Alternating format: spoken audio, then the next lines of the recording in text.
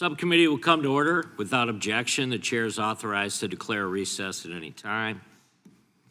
We welcome everyone to today's hearing on California fires and the consequences of overregulation. We have a lot of members that will be waving on today. Without objection, Mr. McClintock, Mr. Kiley, Mr. Biggs, Mr. Liu, Mr. Swalwell, Ms. Kamler Dove, and Mr. Moskowitz will be permitted to participate in today's hearing for the purposes of questioning the witnesses. If a member yields them time for that purpose, I will now recognize myself for an opening statement. Earlier this year, Southern California was hit with tragedy as fires, exacerbated by strong Santa Ana winds, engulfed large sections of Los Angeles. California Department of Forestry and Fire Management reports that the ongoing wildfires have burned more than 57,000 acres, destroyed 16,000 structures, and tragically caused the death of 28 individuals. These fires are not a new occurrence. Wildfires have been plaguing Southern California for hundreds of years. An abundant forest and shrubland, coupled with a relatively dry climate and strong coastal winds, increase the risk and prevalence of fires. Given the heightened threat environment, one would think California would prioritize mitigation efforts to reduce the number and the strength of fires. Unfortunately, California leaders have insisted and instead prioritized often counterproductive goals like planting trees, installing electric vehicle charging stations, over-equipping their communities and first responders with the tools they need to protect their citizens and livelihoods. Unfortunately, this thinking has resulted in decades of overregulation that have left Californians more vulnerable to wildfires. For example, the state's increase of lawsuits brought by environmental groups under the California Environmental Quality Act, known as CEQA, has delayed proper forest management projects, such as controlled burns, timber harvesting, or brush clearing. It has also given rise to sue and settle litigation where environmental activists sue regulators for the purposes of imposing a friendly settlement agreement. Meanwhile, the California Coastal Commission has near dictatorial powers to approve or deny any project along the 840-mile coastline. This muscle was flexed in 2019 when the LA Department of Water and Power attempted to replace wooden power lines in the Pacific Palisades area with steel.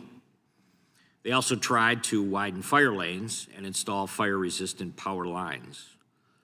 But the Coastal Commission put the project to a halt and ordered Water and Power to pay a nearly $2 million fine due to the discovery of an endangered plant in the vicinity of the project. Governor Newsom rightfully waived the requirements of the CEQA and the Coastal Act to spare fire victims the burdensome permitting and review requirements as they rebuild their homes.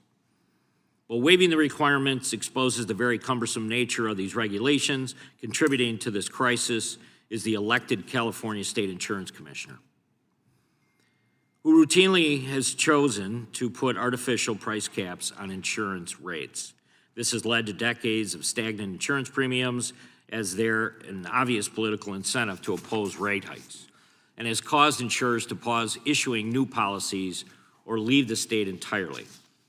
It has also caused more reliance on the state's insurers of last resort, the California Fair Plan. According to the LA Times, and insurance companies that are leaving the state, and the Fair Plan has been seen as a policy that could count and grow for as little as 200,000 in 2020 to more than 450,000 as of September 2024. Taken together, these regulations have fueled the frequency and strength of wildfires in California. State and local leaders have also deprioritized fire prevention in their budgets. LA Mayor Karen Bass, for example, approved a budget for 2024 that cut more than $17 million from the LA Fire Department. Governor Newsom similarly reduced funding for numerous fire safety and prevention programs in the state budget, including $101 million reduction for wildfire and fire resilient programs. I'm sure you can buy a lot of EV charging stations for $100 million. Today, we will hear from a panel of experts who have been preaching for years to stop appeasing the environmental activists and begin implementing adequate water and forest management policies. It's It's my hope that these witnesses will be prepared to offer recommendations that state and federal lawmakers may use to protect California from future fires. Absent real regulatory reform in the state, I fear history is tragically bound to repeat itself. I now recognize Ranking Member Mr. Nadler for his opening statement. Thank you, Mr. Chairman, and I want to congratulate you on becoming chair of the subcommittee. While I am sure that we will have many disagreements, beginning with today's hearing, I do look forward to working with you and to finding areas of common ground. Mr. Chairman, while tens of thousands of Californians are still reeling from the fires that forced them to evacuate and that destroyed their homes and their livelihoods, Republicans are exploiting this crisis with a hearing that does nothing more than provide a sad excuse to further their long-held goal of dismantling the regulations that keep us safe.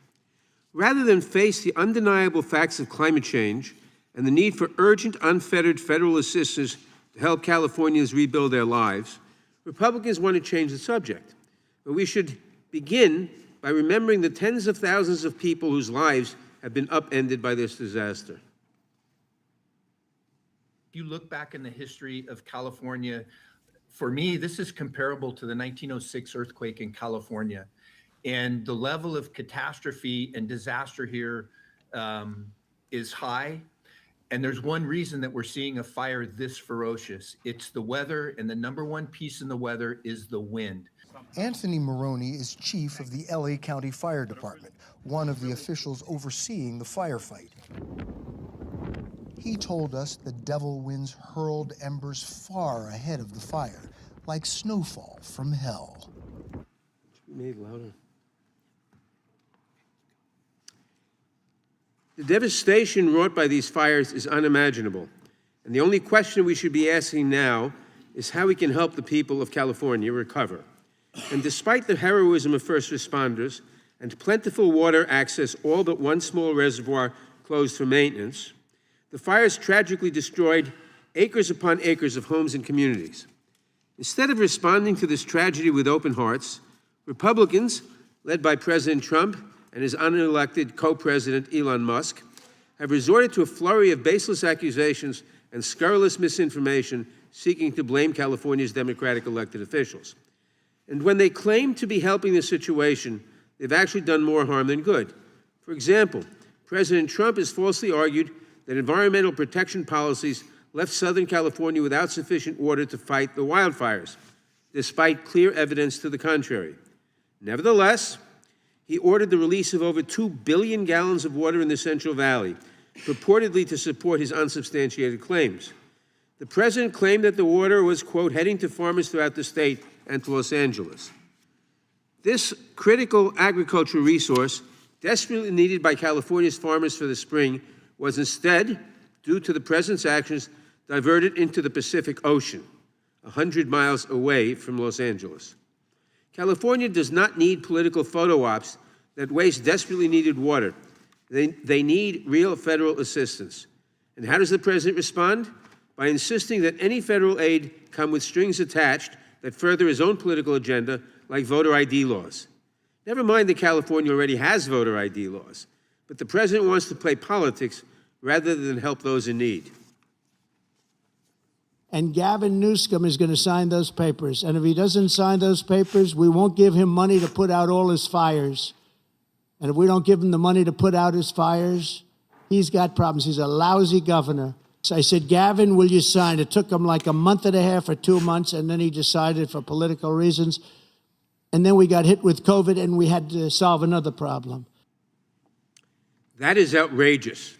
And it is outrageous that Republicans in Congress, including Speaker Johnson, have indicated that they are open to placing conditions on disaster aid, especially ones that have nothing to do with wildfires. Not only is that wrong for California, but it is simply wrong to treat the citizens of any state as pawns in a political game. Natural disasters tragically affect millions of Americans across the country each year. As FEMA's website explains, its purpose is, quote, to help people before, during, and after disasters, unquote. To help people, all people. It is not there to help just the Republicans or just the Democrats or to promote partisan objectives. It has always been and should always remain strictly neutral in its work. Members should be careful before they consider attaching political strings to the federal funds needed to recover from natural disasters. If it can happen to California, it can happen to your state too. In 2024 alone, the states my colleagues across the aisle represent collectively had 122 extreme weather events that necessitated FEMA assistance. 122 extreme weather events made worse and made more frequent by the realities of climate change that the majority still will not acknowledge. Imagine if then President Biden had conditioned necessary FEMA disaster recovery funds on strings that bear no relation to the disasters their constituents are still recovering from. They would have been outraged, justifiably. But today, they remain silent.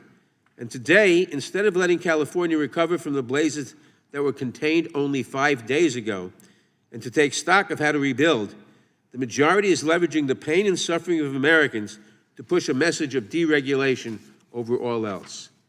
Instead of supporting our fellow Americans as they pick up the pieces, instead of ensuring that our neighbors have the resources they need to recover from this disaster, instead of working to slow the devastating effects of climate change that affect us all, Republicans will return to their tired old playbook and blame everything on overregulation.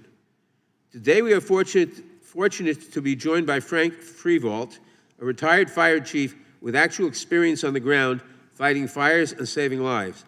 I'm looking forward to hearing from a true expert on how we can best help California in its hour of need. I yield back. Gentleman yields back. I now recognize Chairman of the full committee, Mr. Jordan, for his opening statement. Thank you, Mr. Chairman. The ranking member started off his comments by saying that Republicans wanted to dismantle the regulations that keep us safe. That keep us safe? 28 Californians lost their lives, 20,000 structures were destroyed, 40,000 acres where these fires took place, and California is the most heavily regulated state in the country. We're trying to figure out how we can stop this. It's not about dismantling regulations. If regulations were going to solve the problem, they'd have been solved. Everything would have been solved in California because you got regulations more than any other place. So I appreciate the chairman bringing experts in here to tell us what's really going on. Appreciate this hearing. And oh, to be clear, the clip that was shown by Ranking Member Nadler of President Trump was before the fires. It was clear back in September, for goodness sake. So we're going to get to the truth with our witnesses. I want to thank the chairman for this important hearing about regulatory reform that really needs to happen. And we want to make sure the regulations are in California don't come to the rest of the country, because we don't want this happening all over our great nation. And with that, I yield back. Gentleman yields back. Without objection, all other opening statements will be included in the record. We will now introduce today's witnesses, and I recognize the gentleman from California, Mr. Kiley, for that purpose. Thank you, Mr. Chair. We are fortunate to have with us today witnesses who know as well as anyone what has gone so wrong in my state, what has gone so wrong in the Golden State. They will share with us the titanic policy blunders and staggering failures of political leadership that have caused such harm to California and for which our citizens have paid such a high price. I believe that today's hearing can be a moment where we turn the tide and restore some sanity to California fire and water policy while issuing a warning to the rest of the country about the devastating consequences of these failed policies. As President Trump said, there can be no golden age without the Golden State. Our first witness is Steve Hilton. Now, most probably know Mr. Hilton as a British and American commentator for, among other outlets, Fox News. But he actually, back in 2010 to 2012, was the director of strategy for British Prime Minister David Cameron.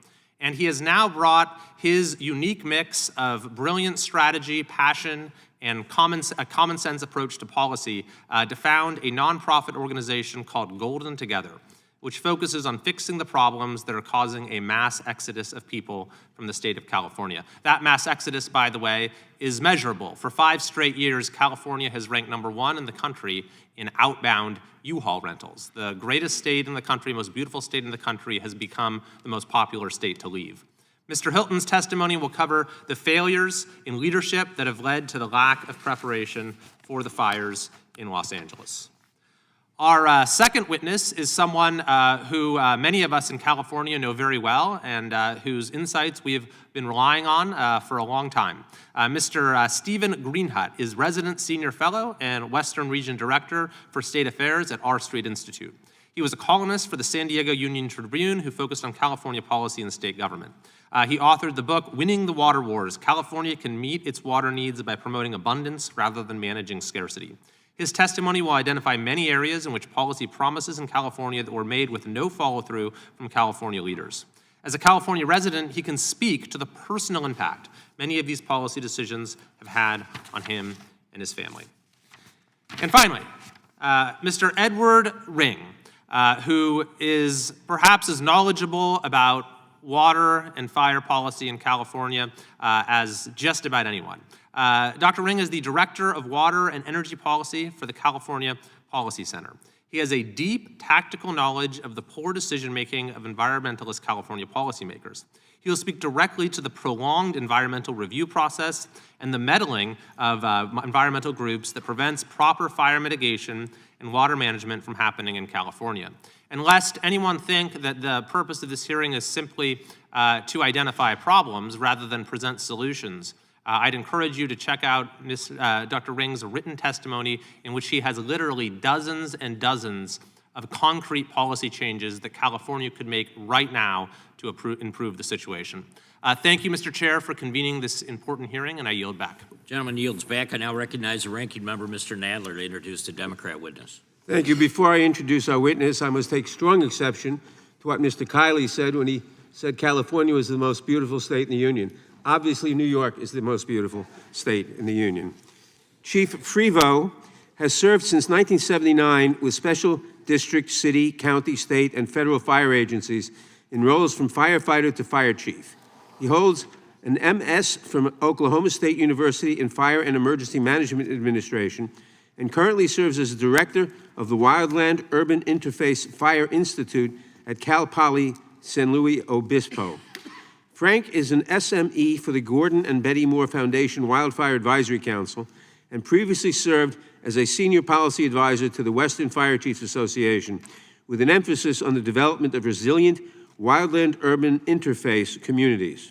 His work is grounded in aligning key stakeholders around a core set of parcel and community level mitigations that will disrupt the fire pathways which lead to conflagration. He is pursuing the actuarial evaluation of risk mitigations for both the public and private sectors because we share the same desired outcome, minimizing property loss to the peril of wildfire. I yield back. The gentleman yields back. We want to welcome the witnesses and certainly thank you for appearing today. We will begin by swearing you in. Would you please rise and raise your right hand? Do you swear or affirm under penalty of perjury that the testimony you are about to give is true and correct to the best of your knowledge, information, and belief, so help you God? Let the record reflect that the witnesses have answered in the affirmative. Thank you, and you can be seated. Please know that your written testimony will be entered into the record in its entirety. Accordingly, we ask that you summarize your testimony in 5 minutes today. Mr. Greenhut, you may begin. Yeah. Chairman Fitzgerald, Ranking Member Nadler, and members of the subcommittee. My name's Stephen Greenhut. I'm Western Region Director for the R Street Institute, a free market think tank, and have written extensively about California issues for newspapers and books for the past 27 years. I love the state and want to see it prosper. One of the common themes in my writing has been the state's commitment to expanding bureaucracy and regulation without much regard for whether the new programs accomplish their stated goals. But the Los Angeles wildfires have exposed festering regulatory hurdles that have exacerbated the crisis. Many are years in the making, maddeningly complex, and not given to quick solutions. It's a confluence of bad policy involving brush clearance, water, insurance, firefighting, housing, and climate change. California has created a tangled web of regulation that renders this once innovative state incapable of accomplishing anything efficiently, even environmental protection. Consider California's extensive climate change agenda. Instead of building a resilient system that handles whatever Mother Nature throws our way, our state constantly uses it as an excuse for inaction on nuts and bolts issues. By the way, uncontrolled wildfires undermine whatever progress we're making in reducing carbon dioxide emissions. University of Chicago research found that the 2020 wildfires emitted close to double the state's emissions reductions achieved over 16 years. The governor has agreed that we need to step up brush clearance, but very little happens. The California Environmental Quality Act, CEQA, and other laws require environmental impact reports for clearance projects and 2 to 3 approvals for controlled burns. They can take years. The state could, for instance, consider using more funds from the Greenhouse Gas Reduction Fund to pay for this, rather than prioritizing a high-speed rail system that's unlikely to do much about the climate. It's always an issue of priorities. The wildfires have also highlighted California's counterproductive insurance regulations.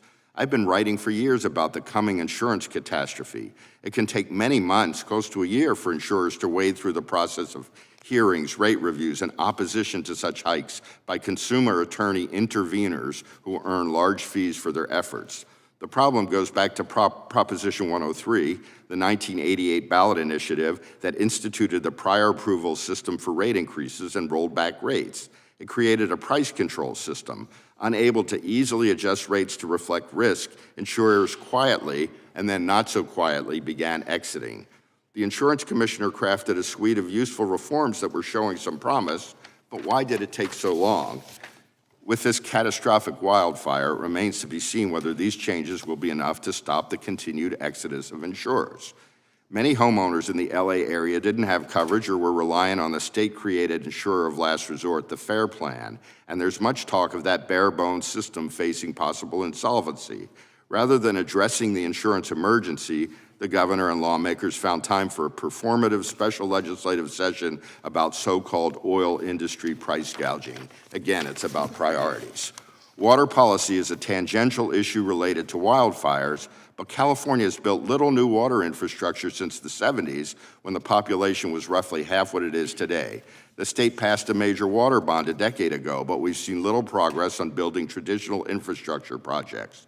The California Coastal Commission in 2022 even rejected a privately funded desalination plan in Huntington Beach over concerns about plankton.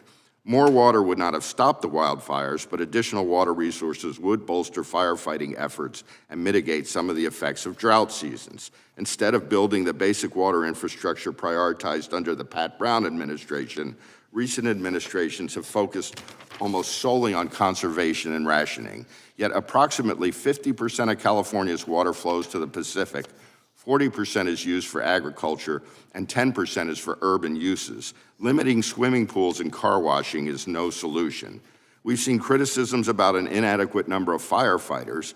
Thanks to union power, we see abundance of LA firefighters earning total compensation packages above $500,000 a year, with one captain earning more than $900,000 a year. If pay reflected market rates, California state government and municipalities could afford to hire more of them. Finally, I want to touch on California's cumbersome building regulations, which are a notable hurdle in the rebuilding process.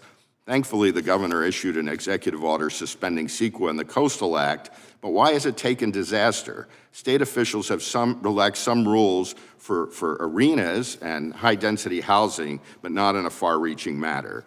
Little by little, California has built up a massive administrative state. I'm hoping the heartbreaking nature of the wildfires will finally cause state officials to rethink this failed approach. Thank you for your time. You may begin.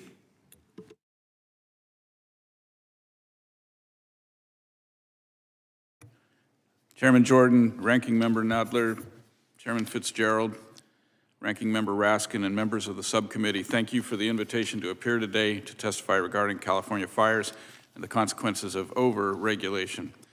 My name is Edward Ring, and I'm the Director of Energy and Water Policy for the California Policy Center, a nonpartisan public policy research institute. My observations over the past decade have led me to the conclusion that many of you may share. Over-regulation in California has made the state unaffordable to middle-class and low-income families. It has also endangered our lives, our homes, and our communities, and has harmed the environment at least as much as it has helped. Today's hearing centers on the consequences of overregulation in California with a specific focus on the recent and catastrophic wildfires that consumed thousands of homes in Los Angeles and cost many lives.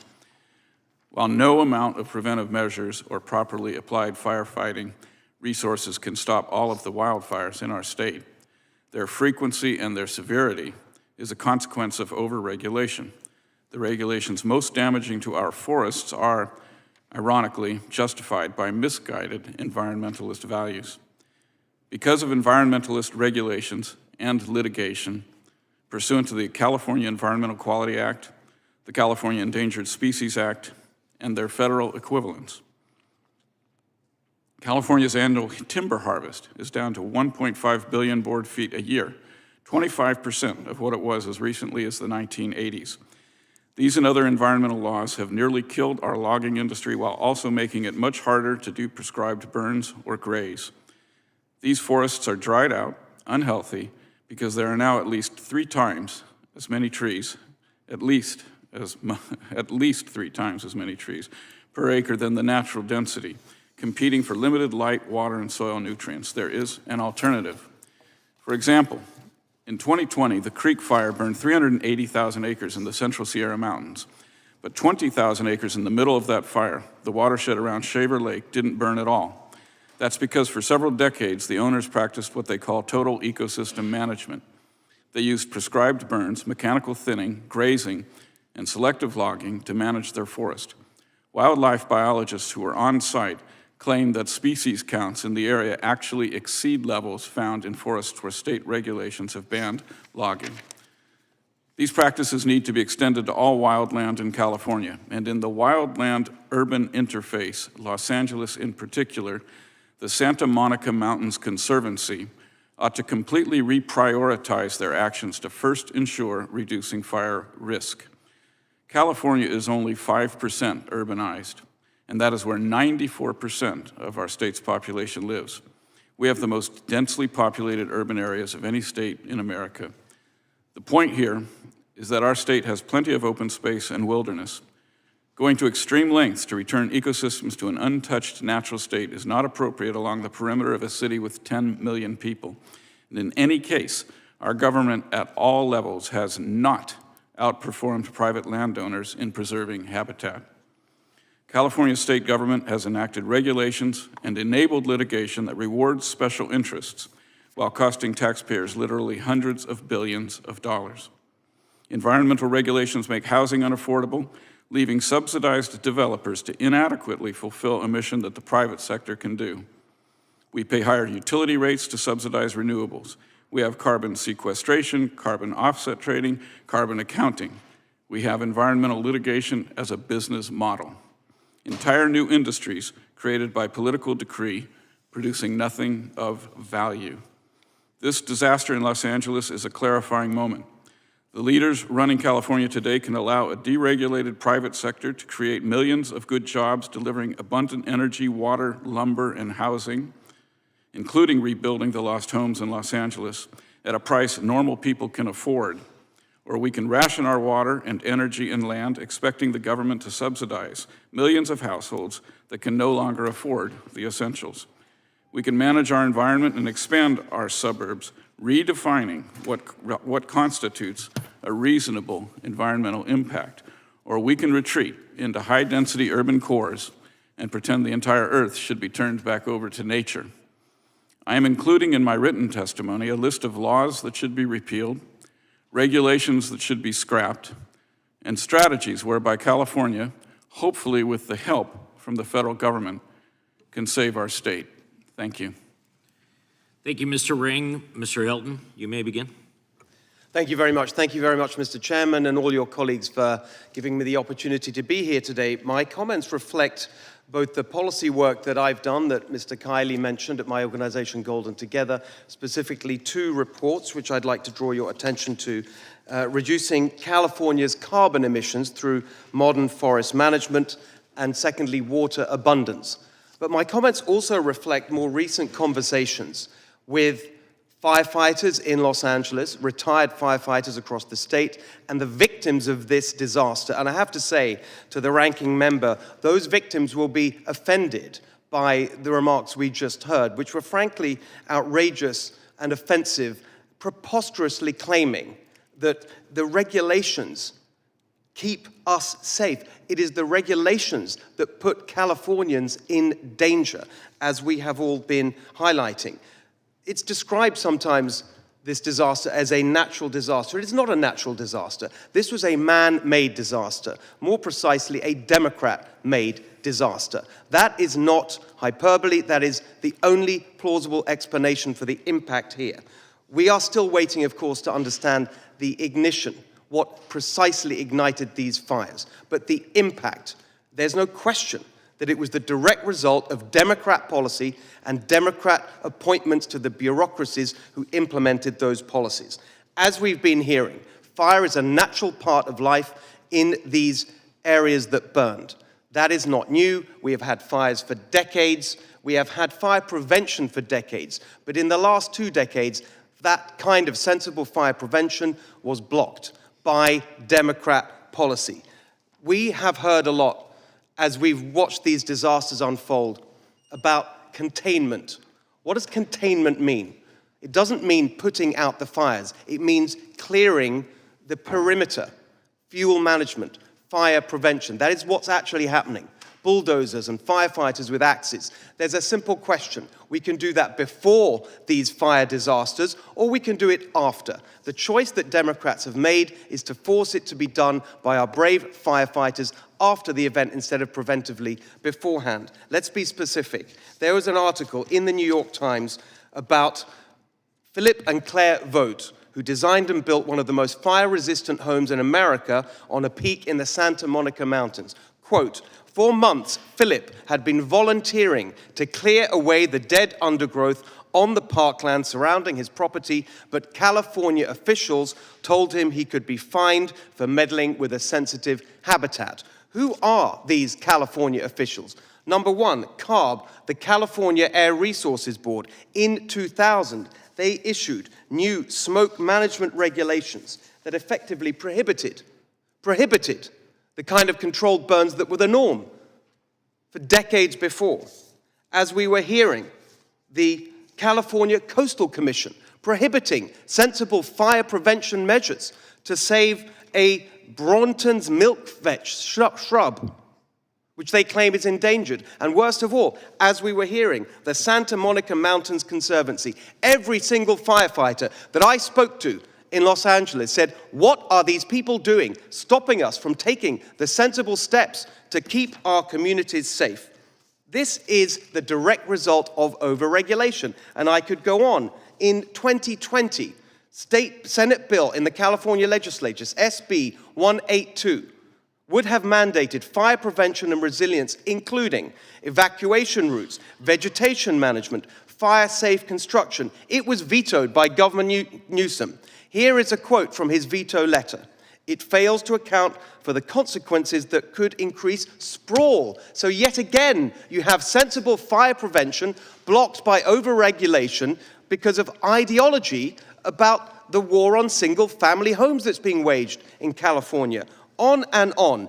Every single aspect of this disaster, the failures that led up to it, the failures of response, all of it the result of Democrat policy. Who else is there to blame? Who else has been in charge in Los Angeles and across the state of California in these years? So now we have some demands. We have demands from the people affected who never want to see this happen again. Number one, any support from Congress for what's happened must include a requirement for their sensible reforms, the common sense measures that we have outlined here and is in the policy reports that we put before you.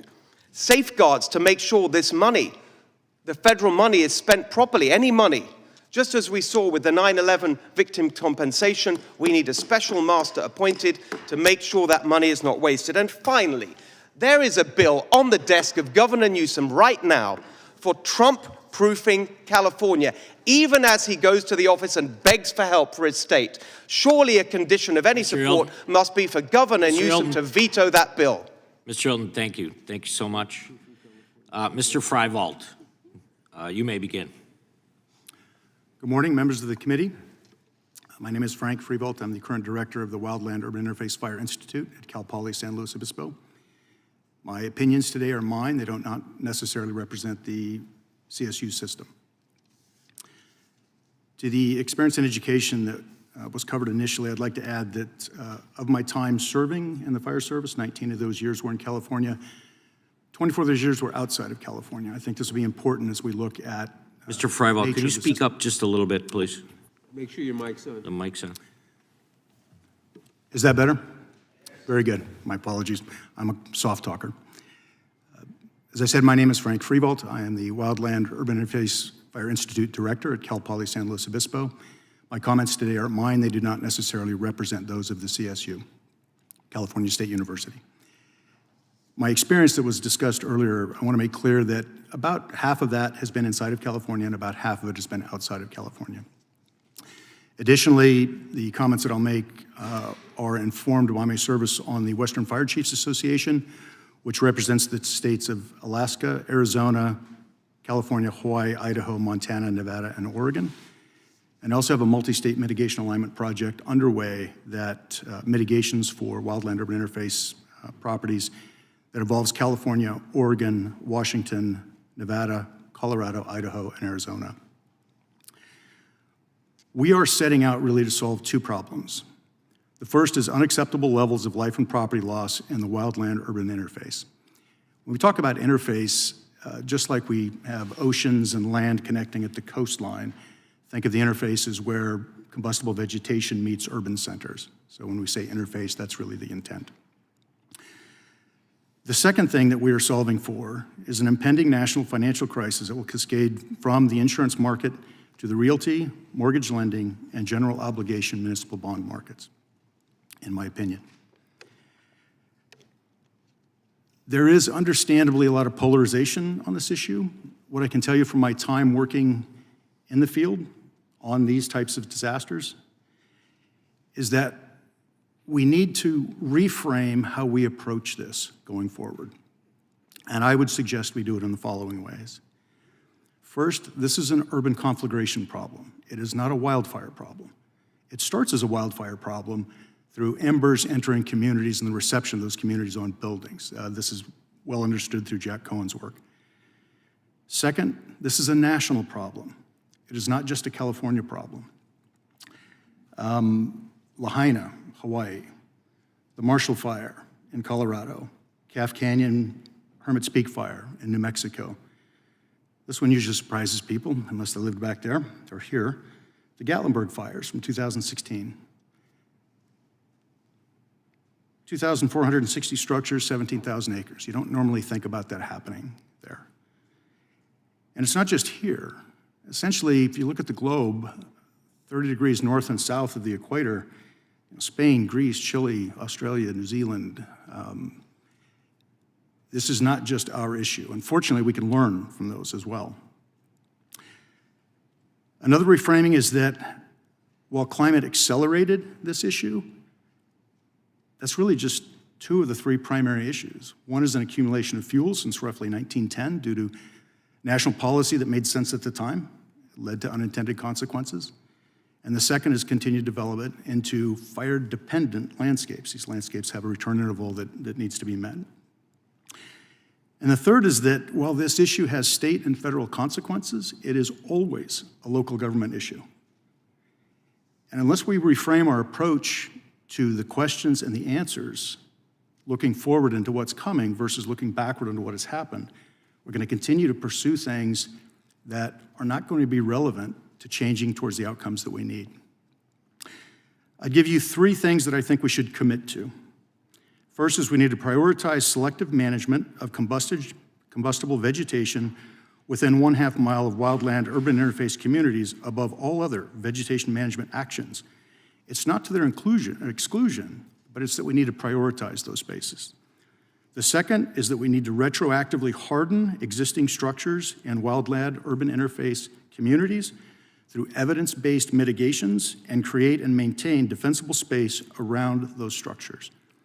And to clarify, mitigations mean the various actions that you can take to make these structures less receptive, first and foremost, to embers, and later to structure spread. And third, we need to require the evidence-based mitigations are included in the part of the actuarial pricing of risk and insurance rate setting. We know enough now about those relative contributions to the disruption of fire pathways to understand their value. And I'll end with the first time I understood we had a serious disconnect is I had some property owners that passed our defensible space inspection brilliantly and had a non-renewal before the week was up. And I realized at that point how the fire service and how the insurance industry were looking at the same place, were not connected. And that's where I think we need to go to. Thank you. Thank you, Mr. Freiwald. We'll now proceed under the 5-minute rule with questions. The chair I recognize myself for a number of questions starting out. The tragedy of recent fires in Los Angeles will undoubtedly made worse by some of the policies that make it impossible for California to manage longstanding fire risks inherent to the state. So, Mr. Ring, let me start with you. Why do you think there is such a resistance to these common sense approaches that many have just heard about this morning, and certainly have been hearing about since the fires happened in LA? I can't think of a harder question to answer. I find it inexplicable.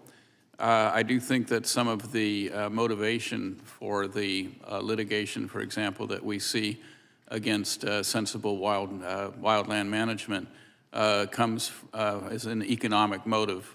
Again, the regulatory and legal environment, because of these laws, are such that it's very easy to file a lawsuit to try to break any project that's going to develop land or manage wildland.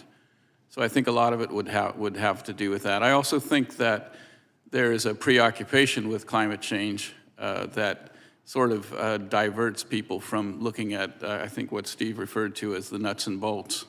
If you're truly concerned about climate change, you should be wanting to pursue sensible policies with more urgency, not less.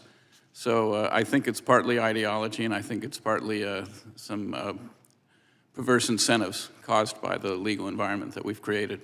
So what could the federal government do? What kind of steps could we take to ensure that all states, including California, have less roadblocks to mitigate? An act of Congress could, for example, make losers pay in frivolous lawsuits that have to do with environmental issues. I think that would be a reform that would cut across every law or regulation that's being exploited currently. Whereas if you, for example, reform the Endangered Species Act, which is also necessary, and reforming NEPA is also necessary.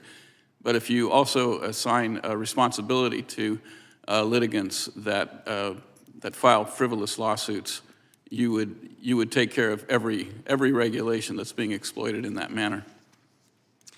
Do you think there's anything that we're seeing and experiencing with the fires in California that would lead you to maybe scrutinize some of the statutes at the state level in other states that also experience forest fires, wildfires that California just experienced? That makes sense, that there is a state to look towards to maybe fine-tune what's going on in California? Well, I can say that in California, it would probably be helpful to take away the waivers that permit California to enact all kinds of laws that go well in excess of federal regulations. As far as an example of a state that's managing their wildlands more responsibly, I can't answer that with specific knowledge, but I think that in the southeastern United States, a lot of forest management is done in a way that makes a lot more sense.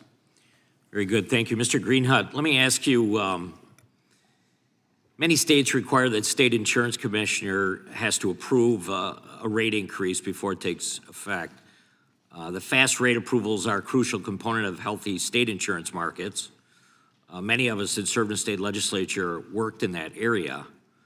So is there something that you're seeing that stands out when it comes to California that's lacking in this area, or some of the moves or changes that have been made as a result of trying to better position themselves and unfortunately failing when it comes to insurance rates? There are about 12 states with prior approval systems, and California is the strictest. You pointed out in your opening that, well, for one thing, it made the insurance commissioner an elected position.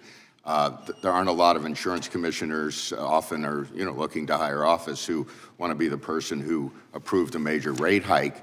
And the problem is, this has been going on for years. We're not able to just adjust the rates and their process. There are things that could be done within the Prop 103 process. We could speed up the rate approval process, and California is notoriously slow for that.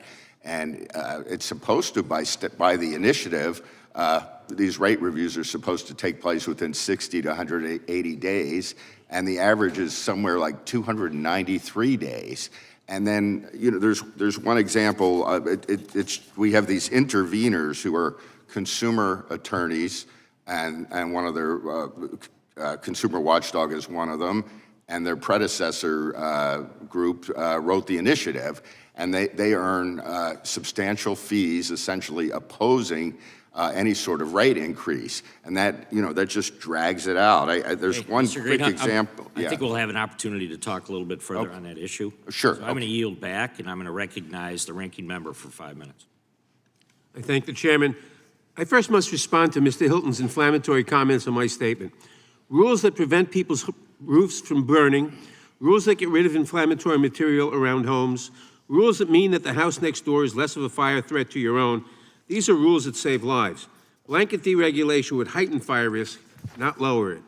We have heard claims from Republicans, including President Trump, that the water systems in California were strained because of overregulation. But with the exception of one small reservoir that was down for scheduled maintenance, the reservoirs were full when the fire started. According to some estimates, when the Palisades fire started, there were 3 million gallons of water stored locally. But the demand to fight the fires was 4 times greater than the system had ever encountered. The widespread and simultaneous use of hydrants across the affected area did cause water pressure to drop, but as experts have explained, quote, hydrants are designed for fighting fires at 1 or 2 houses at a time, not hundreds. As one expert in the field observed, quote, we have really no lack of water. What we have is an infrastructure that is not made to fight cataclysmic fires, biblical-sized fires. Director Freefault, for these large-scale urban fires like ones in Eaton and Palisades, would you say that these are once-in-a-career fires? Thank you for the question. Initially, when I started, maybe. But we can look at, you have plenty of access to the history and records and severity of wildland urban interface fire institutes or incidents. They're certainly on a rise. But I would also mention that to date, our largest acreage, life and property losses actually occurred a long time ago. First one was, at least it was recorded in this way, 1871 in Peshtigo, Wisconsin. That was burned somewhere between 1.5 million to 2.4 million acres. Between 1,200 to 2,500 people were killed. It jumped Green Bay. 16 towns were burned in that process. Thank you. I have one other question. After large fires like these, we should be doing everything we can to help people in need, not pointing fingers and trying to blame elected leaders. You made a number of recommendations, but what would be most helpful to the people of California during this difficult time? Well, right now we need to focus on the recovery part, for sure. As we move forward, I'll go back to the 3 concurrent integrated actions that I mentioned in my opening statement. We have to prioritize selective management of fuel treatment immediately around wildland urban interface communities. We need to retroactively harden the existing inventory of structures. And we need to require evidence-based mitigations to be included in the pricing of risk. Thank you. I now yield the balance of my time to the gentleman from California, Mr. Liu, who can speak to the devastation and the need for disaster relief funds. Thank you, Ranking Member Nadler, for using your time. Thank you, Chairman Fitzgerald, for letting me attend. Mr. Hilton, are you a firefighter? I'm not a firefighter. Mr. but Ring, I've are you a spoken to many firefighter? Mr. Ring, firefighters it's about just a this yes issue. or no question. Mr. Ring, are you a firefighter? No. All right, Mr. Greenhut, are you a firefighter? I'm not a firefighter. The Are you a firefighter? The northern part of my district was evacuated. I've talked to numerous firefighters. I've visited the intensive damage. I've had multiple briefings from firefighters, first responders, and fire chiefs. This is what they told me. The reason these fires in Southern California spread so quickly, caused so much damage, was because of Santa Ana winds that reach unprecedented gusts of 100 miles per hour. Gusts so high that helicopters and the airplanes could not fly. Also because of very low relative humidity and the driest conditions in California history. None of the firefighters said it was about overregulation or homeless people or the Delta smelt fish or the timber harvest or voter ID laws. So shame on anyone who is exploiting the pain and suffering of disaster victims to jam through partisan ideological policies. We should get disaster aid to these disaster victims now without conditions, just like we treat every other disaster victim across America.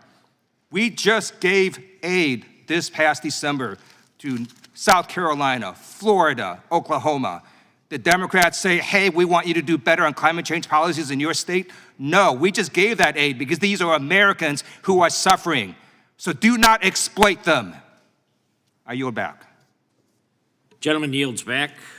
Ranking member has a unanimous consent request. Thank you, Mr. Chairman. Since the majority is having this hearing on California fires without the participation of members who represent the Palisades and Eaton, I seek unanimous consent to enter statements from Representatives Chu and Sherman into the record.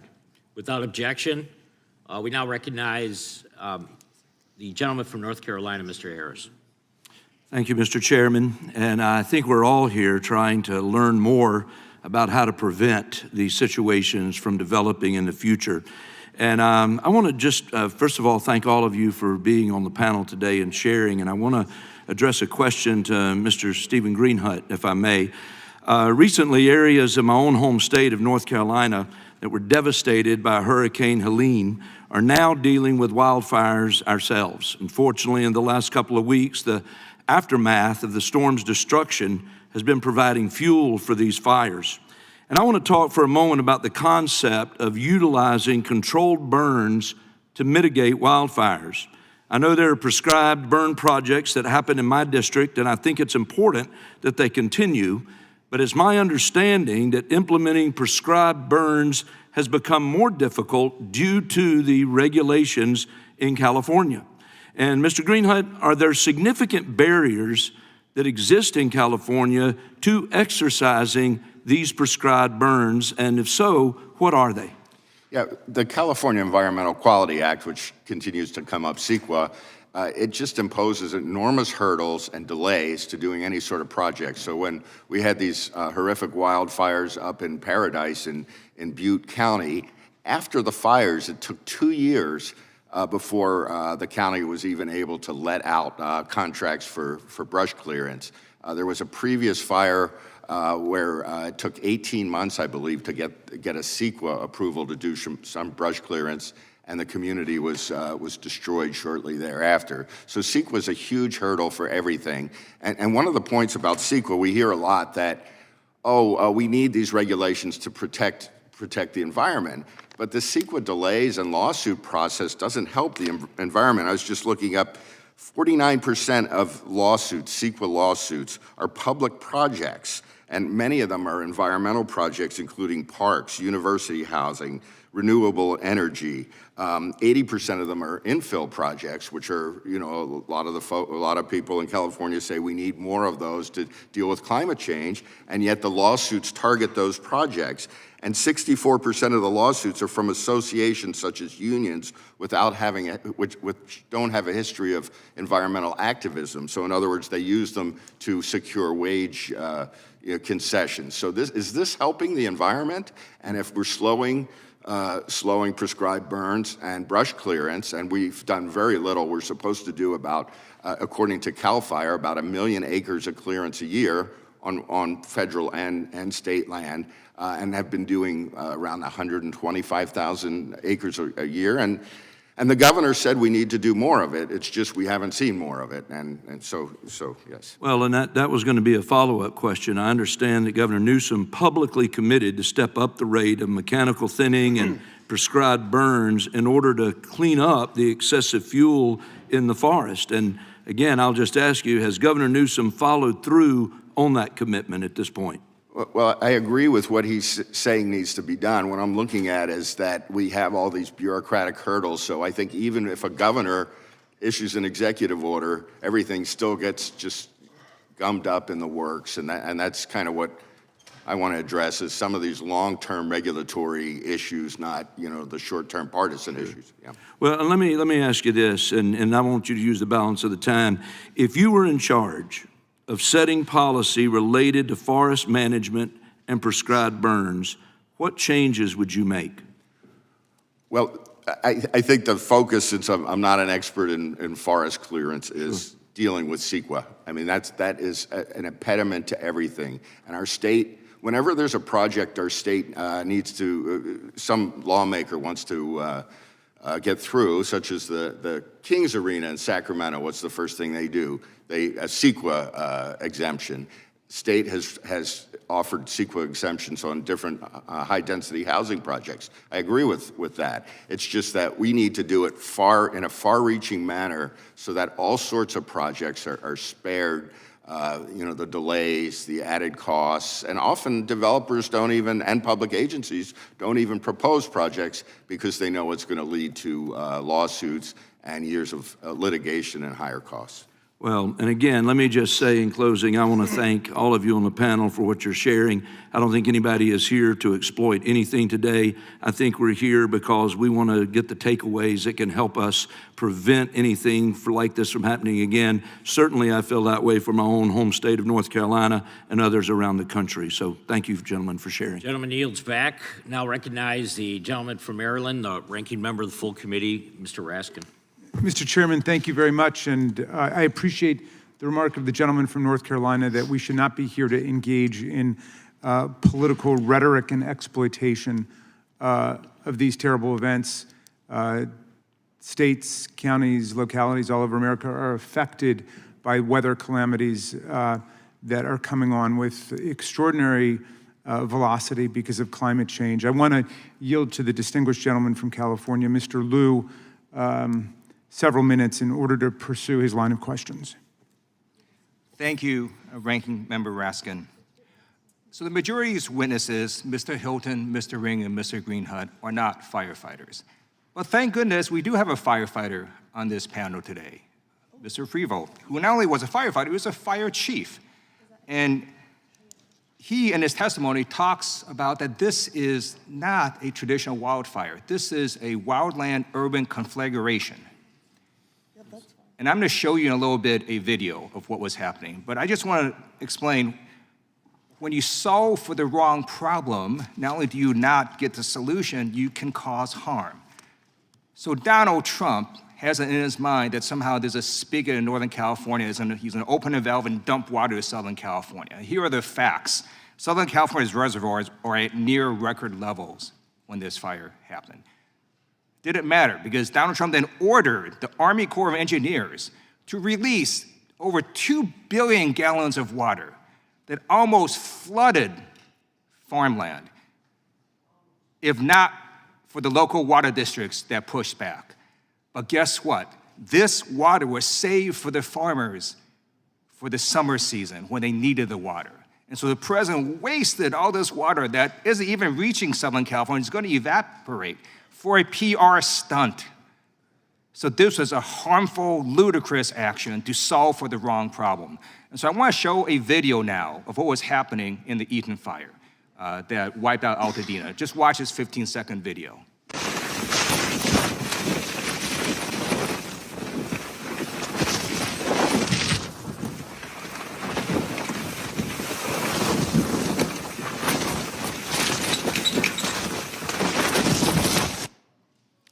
That is not a timber harvest problem, not a desalinization problem, not a homeless person problem, not a voter ID problem. That is burning embers being blown by unprecedented Santa Ana winds that reach up to 100 miles per hour. And these burning embers that could be softball size would fly for miles and miles and miles and hit a structure and set that structure on fire. And then that structure became the fuel for the fire. That's what was happening. The structures became the fuel for the fire. And so, Mr. Freeval, can you talk about, first of all, confirm that that is true, and then explain in your testimony about strengthening sort of these structures with fire-resistant materials? Concur with what you said initially. Repeat the last part of your question, please.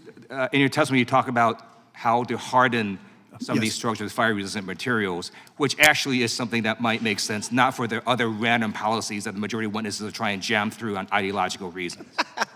I would point to two standing sets of work that we could start on yesterday. The first is the Wildfire Prepared Home designation from the Insurance Institute for Business and Home Safety. That's a package of mitigations that has been proven to be effective on really two things. It is preventative embers getting into structures and then starting the structure itself on fire. And it also helps with low duration, low intensity fire in and around the structure. While those are necessary, they're insufficient when we get high concentrations of structure. We need to get enough of those parcel level mitigations done to protect structure to structure spread. If you just do one here, one there, you'll still lose that piece. The second one comes out of the National Institute for Standards Technology, Technical Note 2205, Hazard Mitigation Methodology. Excellent set of recommendations. Thank you. And let me just say this. It is particularly outrageous for witnesses to somehow blame Democrats. You know who signed CEQA? Ronald Reagan. That's who signed CEQA. And Governor Newsom pre-positioned assets before this fire. But those helicopters and airplanes could not fly over the Eden fire because of the 100-mile-per-hour winds. That was the truth. That is what happened. Go do your own research. I yield back. And I'll yield back to the chairman. Gentleman from Maryland yields back. We now recognize gentleman from Texas, Mr. Good. I yield my time to Mr. McClintock. Gentleman yields his time. I thank the gentleman for yielding. First, I want to assure Mr. Liu that Messrs. Hilton and Ring and Greenhunt are three of the most insightful experts on California public policy that I've had the honor to work with during my 45 years of public service, and I can't imagine a more distinguished panel than we have before us right now. Mr. Liu might also be surprised to learn that before the modern era, California lost 4.5 million acres a year on average to catastrophic fire. Then in the 20th century, we established land management agencies to do a little of the gardening ourselves instead of leaving it to nature. We auctioned off excess timber to logging companies that paid us to remove the excess. We leased public lands to cattle and sheep ranchers to suppress brush growth through grazing. We did controlled burns to remove undergrowth. We cut fire breaks to contain fires. We used herbicides to keep brush from residential areas. We put out fires before they could explode out of control. And our fire losses declined from 4.5 million acres a year on average to just 250,000 acres a year throughout the 20th century. But we don't do those practices anymore. Our fire losses are now back up to an average of 1.5 million acres in 2020, 4.5 million acres. Mr. Greenhunt, what happened? Thanks, Congressman. It just seems like an ideological shift. We've moved towards land preservation at all costs. And I was just looking through, thinking of But it doesn't preserve the land, does it? It's caused the incineration of the land. Exactly. I mean, the idea was to preserve species. I mean, we pointed out before that we. And some of it's growth control, too. Pointed out that a project was stopped for hardening the telephone poles over concerns about an endangered weed. It's this, yeah. Mr. Ring, is this a policy issue or is this an act of God? Everything's an act of God, but policy has a lot to do with what actually happens. California's forests, since the enforcement of environmental regulations became more aggressive, are now overgrown. I know you're very familiar with this. The average tree density, and this is verified by several studies from universities in California, Merced, Berkeley, Davis, elsewhere. The tree density in the Central Sierra is now about 5 times what's historically normal. The ladder fuels, which would ordinarily, that's the scrub and underbrush and young trees, which would normally burn in controlled burns or fires started by lightning strikes, when that doesn't happen anymore, you have trees that are allegedly dying because of climate change, but they're actually dying because you've got so many more trees competing with the same amount of light, you can actually nutrients. You can actually tell the boundary between the private lands that are not subject to these laws and the public lands just by the condition of the forests on each side of that boundary line. How clever of the climate to know exactly where the boundary lines are and only decimate the federal lands. I can offer some good news, and that is in 2016, we got a categorical exclusion from NEPA for forest thinning projects in the Tahoe Basin Management Unit. That simple change has taken the environmental studies from 4.5 years down to just a few months. It's taken the environmental reports from 800 pages down to a few dozen.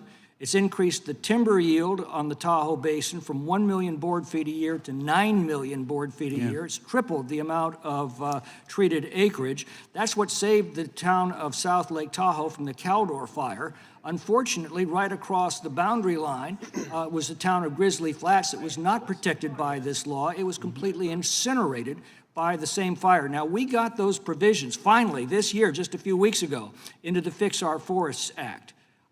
It passed the House with 141 Democrats opposing it.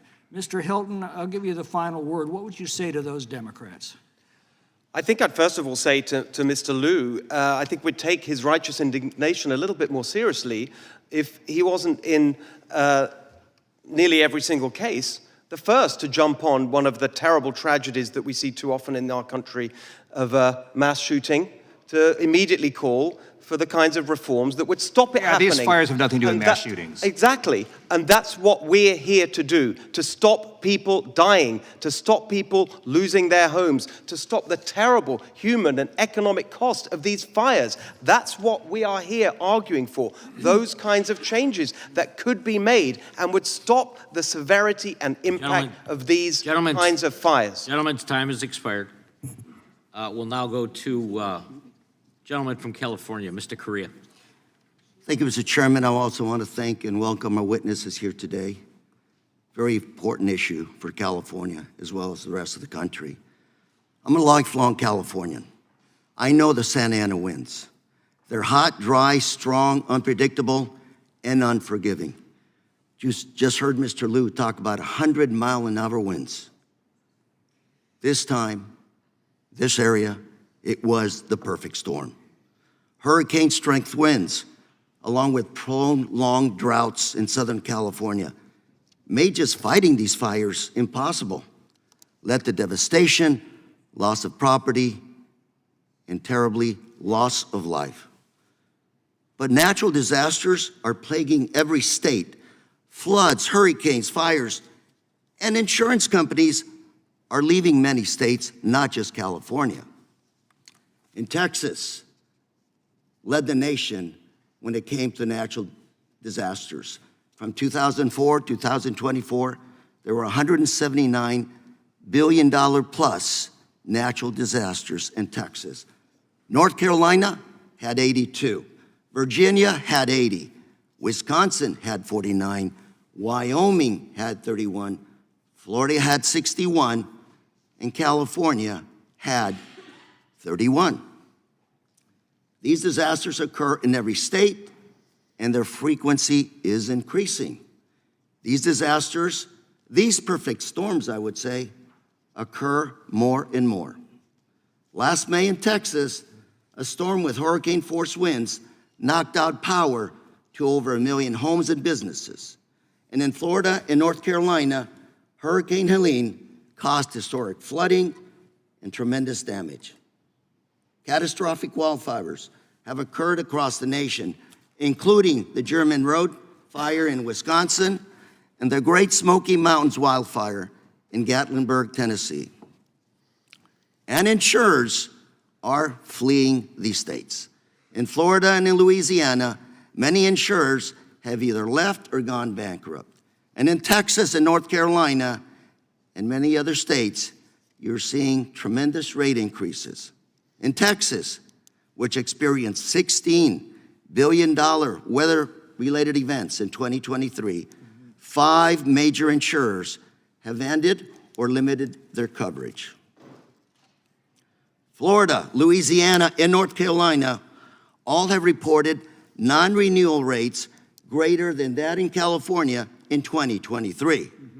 And nationwide, non-renewal rates have jumped up 30% from 2018 to 2022.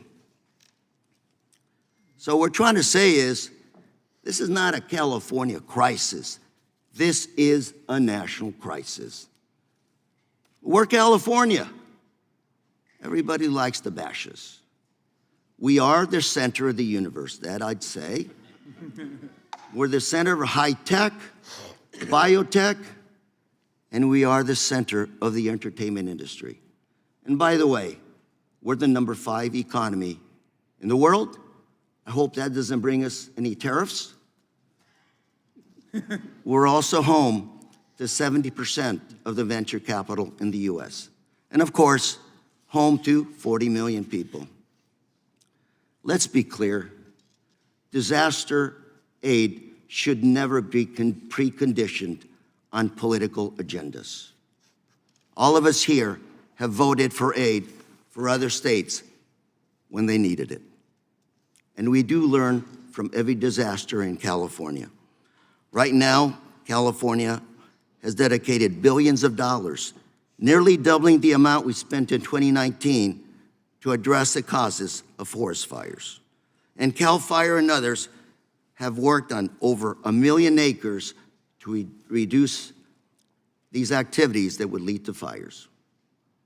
California, we're doing our job. It's just the situations have been impossible. We're all Americans, and I hope all of us remember that when it comes to disaster relief. When one American suffers, the rest of us need to show up and help. That's what we do best. Mr. Chair, I'm out of time. I yield.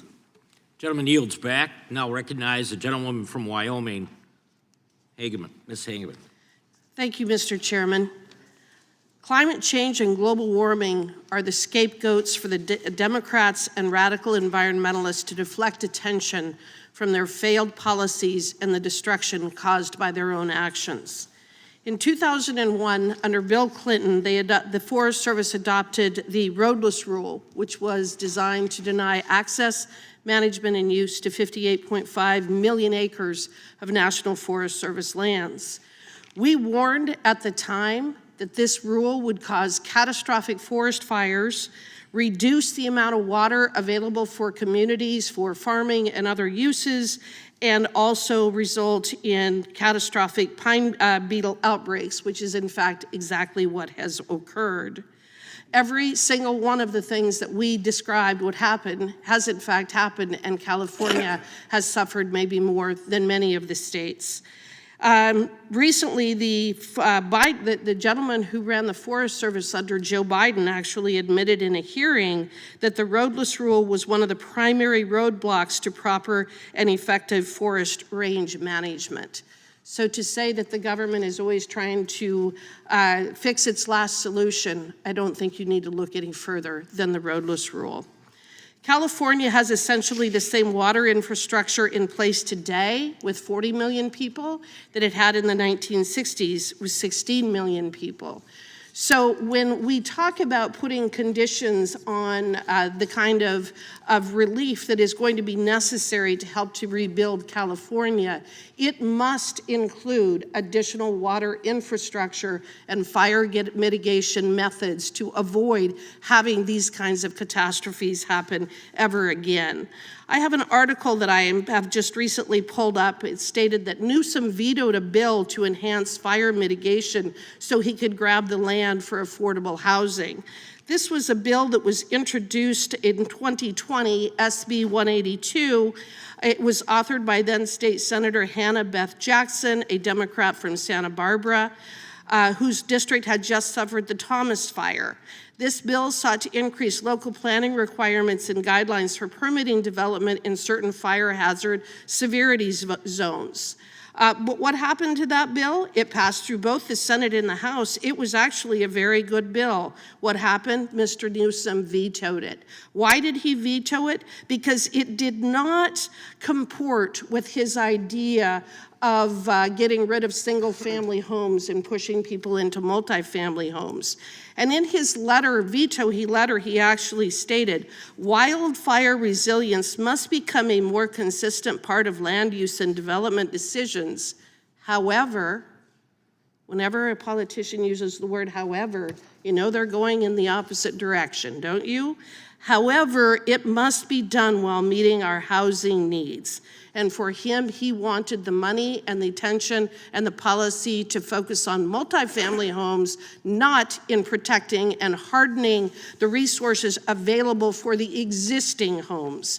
So call me a bit skeptical when I hear the folks on the other side jump up and down and scream and yell about the fact that they've been doing everything necessary to try to harden and try to address these catastrophes when the exact opposite is in fact true. These catastrophes that we have seen over the last couple of months did not need to happen. This is not about climate change. This is not about global warming. This is about bad land use decisions, bad policies, and restrictions of being able to actually make the kinds of changes that must be made. Mr. Ring, while you were being questioned earlier, you mentioned the need for ESA reform and penalties for frivolous lawsuits, but I don't think that you had sufficient time to explain what you were referring to. Would you please explain what you were talking about? Well, Steve has talked about this as well, and it applies to almost any kind of development or land use decision in California. There are laws, and it's not just CEQA, it's the California Air Quality Management, the CARB is a agency, and the Coastal Commission, which came up. But there's countless laws and regulations that provide grounds for lawsuits. One of the things that might be a very meaningful reform to CEQA would be to take away standing to third-party attorneys that truly have used CEQA as a business model and restrict CEQA lawsuits to district attorneys and the state attorney general. And by the way, when CEQA was signed by Governor Reagan in 1970, it was a 2-page document that could be filed within weeks. And now it's an 800-page document that Mr. Ring, the takes gentleman's time has expired. Thank you. Thank you for your testimony. We're not going to go to Mr. Correa for a UC. Mr. Chairman, I'd like to submit some documents for the record. Yeah, without objection. First one, Progressive Insurance becomes the latest insurer to flee Texas, October 19, 2024. Second one, 15 states facing imminent insurance crisis, October 4th, 2024. Third one, insurance crisis that started in Florida and California is now spreading. Your state could be next, July 2nd, 2024. Fourth one, California isn't the only place where insurers are dropping homeowners, January 18th, 2025. Fifth one, letter from Congressman Costa to Secretary Hesgreth, dated February 1st, 2025, concerning unplanned water releases. And the sixth one, a letter from members of the California delegation to the Chairman Fitzgerald and Ranking Member Nadler, dated February 5th, 2025, supporting California's insurance regulation. Thank you. Without objection, the chair now recognizes the gentlewoman from Vermont, Ms. Ballant. Thank you, Mr. Chair. The scale of this disaster is really almost impossible to comprehend. We've got 29 people who are dead. We've got 16,000 structures that were destroyed, so many Californians injured. And while these devastating fires were raging on, Republicans' first reaction was to blame the wildfires on, quote, DEI. So I'd like every witness to answer this simple question, yes or no, starting with Mr. Greenhut. Do you believe that people in Los Angeles died because the fire chief is a lesbian? Yes or no? Do you believe? No. Okay. Mr. Ring, do you believe people in Los Angeles died because the fire chief is a lesbian? No. Great. Mr. I don't know because your name is now upside down. Mr. Hilton, do you believe that people in Los Angeles died because the fire chief is a lesbian? No. Mr. Freeval, do you believe that the people of Los Angeles died because the fire chief is a lesbian? No. Great. So, glad we established that. But I want to remind everyone that while fires raged through Main Street and Palisades, Elon Musk said that DEI means people die, in reference to the Los Angeles Fire Department's response. And my House colleagues seem to agree. This here is a tweet from Representative Marjorie Taylor Greene posted on her official social media. It says, "How's your DEI mayor of Los Angeles working out for you?" So it's become crystal clear that the phrase DEI is used in place of much more offensive terms to talk about people of color, to talk about women, queer people in this country. It's sickening, and they're literally saying this while people were dying. So obviously, this has nothing to do with the families who lost everything. It does not do anything for the communities that were destroyed. It's an absolutely wrong way to deal when you have a natural disaster. And I know, because the last 2 summers in Vermont, we've had catastrophic flooding. What people need in this moment is leadership. Americans need us to get the resources that they need out to them immediately. America does not need a president that is hell-bent on dismantling our federal emergency management system or conditioning aid to California to profit off of a community's devastation. All this talk of DEI is a complete and utter distraction from the fact that we need a plan, an actual plan to help the people of California who lost everything. At this point, I'm going to yield back the balance of my time to the gentle lady from California, Ms. Kamala Gradov. Thank you, Congresswoman, for yielding me your time. And thank you, Mr. Chair, for allowing me to be here. You know, I love California, and I don't like people shading my state. But sometimes funding disparities in a national election out of the 5th largest economy in the world, California, can roil a person's feelings about our state as a whole. But these frail emotions should not debilitate a leader's execution of their job serving all of the American people. California fires and the consequences of overregulation is a gross title misnomer. Mr. Freevault, I have a few yes or no questions for you. Would you agree that the Eaton fire happened in Altadena, an unincorporated portion of Los Angeles County? Yes or no? Yes. Okay. Is it safe to say that LA County has more relaxed zoning ordinances and building regulations than the city of Los Angeles? I do not have enough knowledge to give you a yes or no answer. The answer is yes. Would you agree that permissive building codes, the notion of permissive building codes, are antithetical to overregulation? The details in that question are It's a very too far simple for me question. to answer yes or no. Permissive building codes does not equal overregulation. I can't answer the question. All right, I'm going to answer that for you, yes. Because at the end of the day, I would say, and I don't know if you would agree, that the entire framing of this hearing is actually based on a false premise. Yes or no? I believe we're approaching the discussion from a legacy standpoint. We're looking backwards in the discussions and the questions. We need to be looking forwards. We do, and instead of blaming California for overregulation, we should be talking about ways to help the thousands of people who lost their lives in these fires, including some of my own family members. Concur. With that, I yield back. Gentlelady's time has expired. Yield back. Now recognize the chairman of the committee, Mr. Jordan. Thank you, Mr. Chairman. Mr. Hilton, you said in your testimony the speed, scale, and destructiveness of the fires was the direct result of Democrat policies. I want to know why.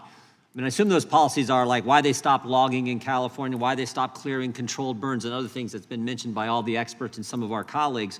Why would they stop those things if they were working? The answer is that, as we were discussing earlier, there's an ideology in play which is extreme, and it avoids the kind of common sense action that had been taken for years. And that's what is at the heart of the fuel load. That is the key concept here. Of course, it's true that there are winds, but it's not true to say that these Santa Ana winds were unprecedented. They were the highest in 14 years, but not unprecedented. When we hear about Los Angeles, of course I agree about the points that were made in relation to the fire chief. But there is an important, if we could use a different, take one letter from the acronym DEI and just take the I and start a different word with it, incompetence, because you did see a total lack of coordination between the city firefighting force and the county and other leadership. You saw a massive delay in getting equipment to that first fire, which could have made a big difference in containing it. 44 minutes before anyone was there. You had the warnings of this disaster on January the 2nd of severe winds, on January the 3rd, life-threatening winds. On January the 4th, the mayor leaves the country. You saw a total unprecedented set of incompetent responses in preparation. The policy failures, we've outlined them. The brush clearance was stopped, and so the fuel load was higher, and that meant that it spread, this conflagration spread so much quicker than it need have been. A point that Mr. Nadler made about the reservoir, we need to address this. He talked about a small reservoir. No, it was 117 million gallons. It was built in the 1960s precisely for the purposes of dealing with wildfires. That's why it was built. It was offline for 1 year. Why was it offline for a year? Because it was in action to comply with federal regulation about the covers, a small tear in the cover, and they empty the reservoir for a year. These are serious points. I hear all the time, we mustn't politicize, mustn't make it political. I agree with that, but it is about policy. It is about policy choices that were made that led up to the scale and severity and impact of that. On insurance as well, I hear this talk about Florida. No, it's a different reason we had a crisis in Florida with insurance. It's about scam, frivolous lawsuits, which has been addressed by the governor. In California, one of the reasons that insurance costs are so high is because it costs 4 or 5 times as much to build the exact same floor plan for a building in California as it does in neighboring states. Why? Because of the building codes, because of the CEQA legislation, exactly as my colleague was saying, we need to end the private right of action under CEQA. That would make a huge difference. You can help with that. We are all here to stop this kind of thing happening again. And there are practical, common sense things we can do, which all of us have laid out. I'm going to yield my time to the gentleman from California, the remainder of my time. Thank you very much. And in response to the gentlewoman from Vermont, I think the issue here is that, for example, there was one firefighter turned whistleblower who said that LA will only purchase from vendors that support DEI, resulting in the fire department having to go with a vendor that will have to pay twice as much, or the shipment may take twice as long because of that requirement. And so I think the point is that a public safety organization should be singularly focused on public safety, and this is not the place for ideology or social engineering. But Mr. Hilton, one of the things that was appalling to many of us in the middle of the fires was that our governor, Gavin Newsom, set up a political website that was devoted to promoting himself and defending his record and trying to deflect blame, and a rapid response organization designed to attack people and call any criticism of his record misinformation. So I do think it's important to set the record straight. This is a story from Capital Public Radio from a few years ago. Now, is Cap Radio, is that the local Fox News affiliate or something, Mr. I don't think it is. Yeah, it's the NPR affiliate. It's NPR. Right? Not known to be a right-leaning conservative outlet. Here's the headline. Newsom misled the public about wildfire prevention efforts ahead of the worst fire season on record. An investigation from Cap Radio and NPR's California newsroom found the governor has misrepresented his accomplishments and even disinvested in wildfire prevention. The investigation found Newsom overstated by an astounding 690% the number of acres treated with fuel breaks and prescribed burns in the very forestry projects he said needed to be prioritized to protect the state's most vulnerable communities. So if it's true that fuel management and fuel reduction projects are so unimportant, as we're hearing from the other side today, then why did the governor feel the need to lie about it? I yield back. Gentleman yields back. Now recognize the gentleman from Illinois, Mr. Garcia. Thank you, Mr. Chair, and to all the witnesses here today. Now, in my opinion, the topic of this hearing is missing the point.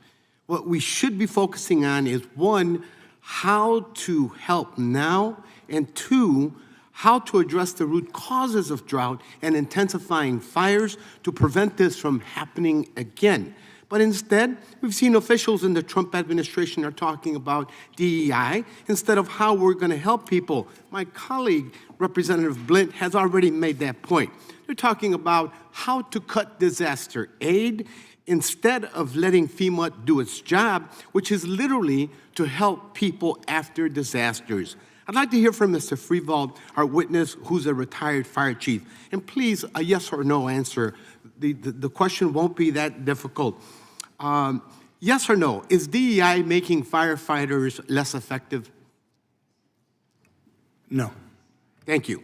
And that's so right. So contrary to Elon Musk's claims that the LA firefighters did not prioritize DEI over saving lives. That is a lie, and it is a slap in the face to dedicated professionals and volunteers across the country who undergo rigorous training and risk their lives to save others.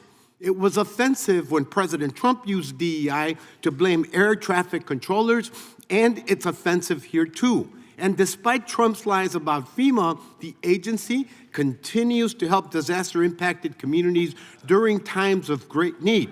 So again, I'd like to ask a question to Mr. Freevold. Mr. Freevold, yes or no? Is climate change worsening disasters? From the fire perspective, the one element of climate change I can speak to is vapor pressure deficit. Is that a yes? That part is making it more severe, yes. Thank you, sir. So as climate change worsens, disasters across the country, and as FEMA disaster declarations rise, districts across the country, represented members across the political spectrum, are at risk. In fact, in 2 Illinois counties from my district that it runs through, Cook County and DuPage County, we've had no fewer than 5 disasters declared since 2019. 2 of those disasters, both flooding related, hit my district real hard, and many of my constituents were able to receive FEMA's assistance for repairs and losses. Without further ado, Mr. Chair, I would like to yield my time to my friend from California, Mr. Swalwell. Thank you, Mr. Garcia. I've toured the Altadena area. I visited the Palisades. I've had disasters in my own district, fire and flood. And every person in those disasters and experiences told me the same thing. They just want the government to help them. They just want the government to help them. That's what a woman told me when she stood on a pile of ashes in the Palisades and brought gloves and a large garbage bag and searched for any memento for her child and walked away with a tin bowl that her daughter uses in her make-believe kitchen. She's not worried about the red team or the blue team. She's not worried about did DEI cause this or not. She just wants the government to help them. My colleagues, including Mr. Issa, we walked Altadena last week together. We heard the fire chief say these were 80-mile-per-hour winds. He said it would have taken every fire engine in California to stop the devastation that occurred in California. So I just asked my colleagues, let's work together on this. Let's be in the solutions business. Don't use DEI as an alibi. Because when the president blames DEI on an air disaster and blames DEI on a fire disaster, what that tells me is DEI to you stands for didn't even investigate. That's what it means to fire victims in California as well. So we're in the solutions business here. And Chief Freevold, I'd like for you to just tell us, as we move forward, as we look at code and zoning, what can we do to better protect against unseasonable winds in this new era that we're in? I'd return back to my opening statements on the 3 concurrent integrated actions. I don't believe you're here for there, but essentially prioritize selective management of combustible fuels immediately adjacent to wildland-urban interface communities, retroactively harden existing structures in WUI communities through evidence-based mitigations with defensible space, and require evidence-based mitigations to be included in part of the actuarial pricing of insurance rate setting. Thank you. And thank you, Mr. Garcia. I yield back. Gentleman yields back. We'll now go to Congressman from California, Mr. Issa. Thank you, Mr. Chairman. And hello, Mr. Hilton. I'm going to direct my questions toward you, but I'm going to first thank my friend and colleague, Mr. Swalwell, because we were there together. We did stand together. We heard the same chiefs say the same thing. Problem is, he mentioned something that absolutely is true. Those people, the firefighters and the residents of Altadena, could not have stopped that fire. It was not going to happen with 80-mile-an-hour sustained winds. Whether there was unlimited water or not, it would have gone sideways. It wouldn't have gone down if they dropped it. We heard that together. We also heard a question from one of our mayors who asked, looking up at the hill where we were told the fire began, and they actually had camera footage of it beginning, could you have stopped it? No, exactly as Mr. Swalwell said. Then he asked, well, but if it had been cleared, would this have happened? And he said, absolutely not. So we have two truisms. One is no amount of water, no amount of fire equipment in the state in any way, shape, or form could have stopped a sustained 80-mile-an-hour wind with an unlimited amount of fuel that had built up over 30 years, never having been cleared under California law. Follow-up questions, Mr. Hilton. Mayor of Vista asked the question, well, why wasn't it cleared? And he said, we can't get the authority. He said on the other side of the mountain, on more federal land, some of it has been, but we have not been able to get a controlled burn on that in 30 years. And I'm going to ask you just one more follow-up, I'll give you one more follow-up question, and then I'll explain it to you. Amazingly, we asked, is this fire, could it happen again? He said, oh, after what happened there, it couldn't happen again for a decade because it's been cleared. Yes. So, Mr. Hilton, is that what you're trying to achieve? Is that what you're bringing to us? Is the common sense question of why didn't we clear it and when are we going to clear similar hillsides so that people not suffer again? Exactly. It is the best and most simple, common sense, preventative measure we can take. Here it is. This is the California Air Resources Board, 2000, their new smoke management guidelines, which prevented the clearance. Those hills haven't been cleared for 25 years. How's the smoke now? I mean, it's just so counterproductive. I'm not saying it's ill-intentioned, but the consequences have been deadly and devastating. As I mentioned earlier, the Santa Monica Mountain Conservancy, stopping people, saying you're going to be fined if you take responsible action to clear the brush.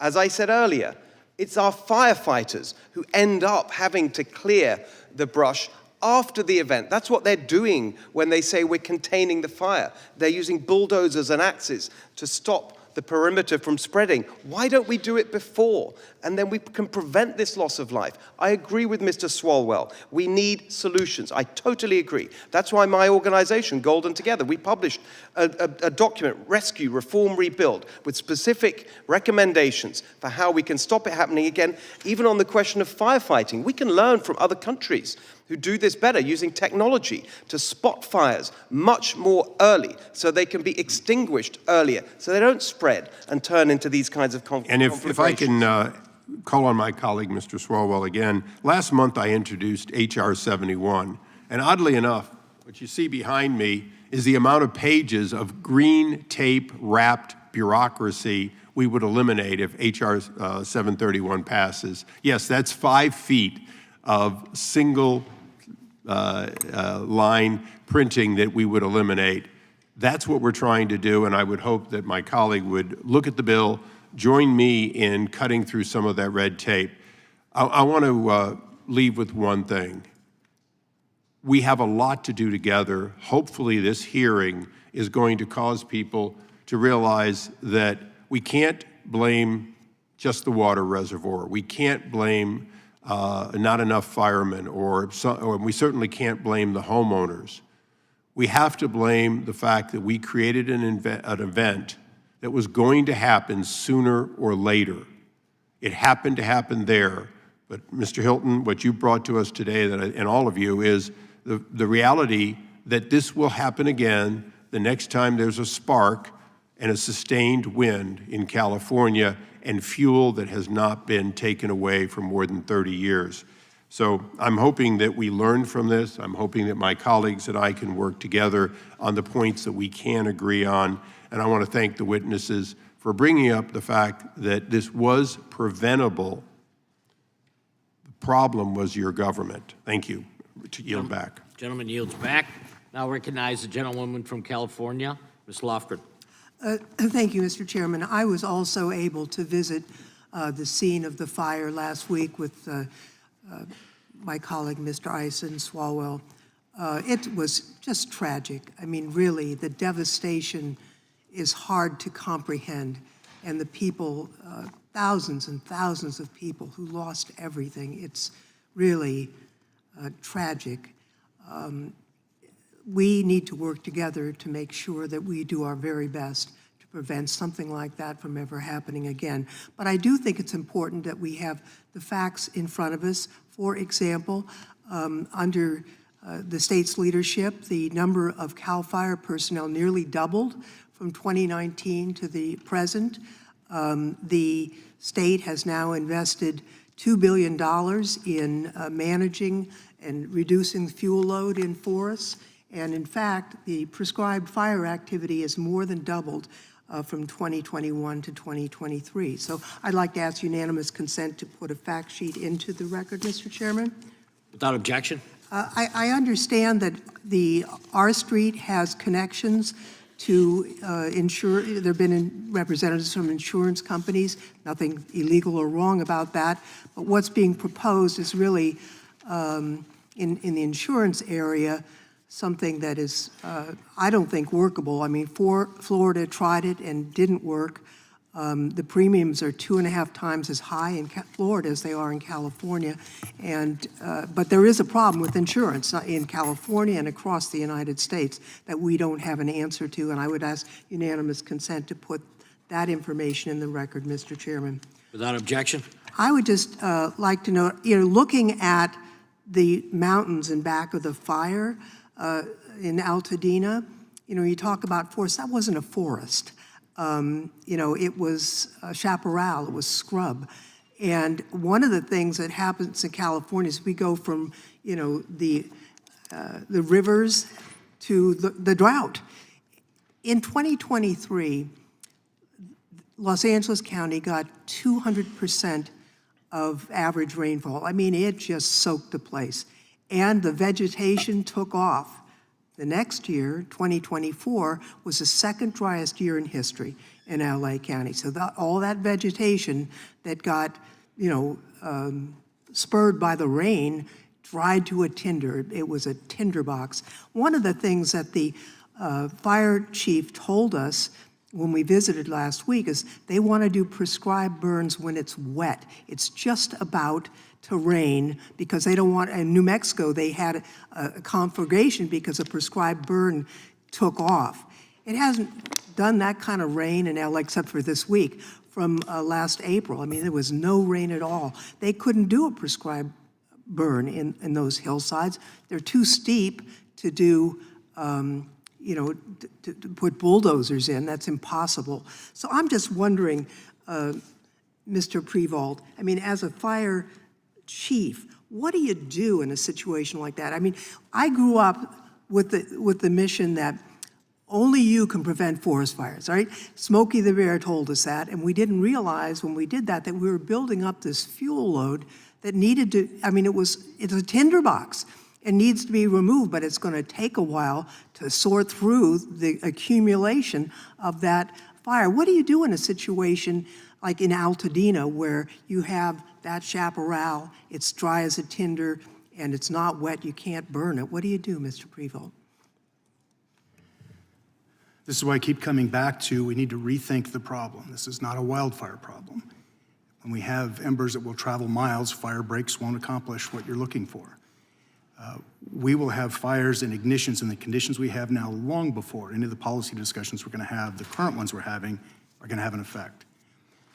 We must as fast as possible, deal with the ignitability of the structures in these fire-dependent landscapes. If this is really about dropping losses of property and life in those settings, if that's what we're setting out to do, with laser focus, we have to mitigate those structures and do it at a density that will keep the structures from becoming the fuel type. You've heard it from everybody. Those conditions, you cannot stop the fire spread. Those conditions are going to get worse. They're not going to plateau.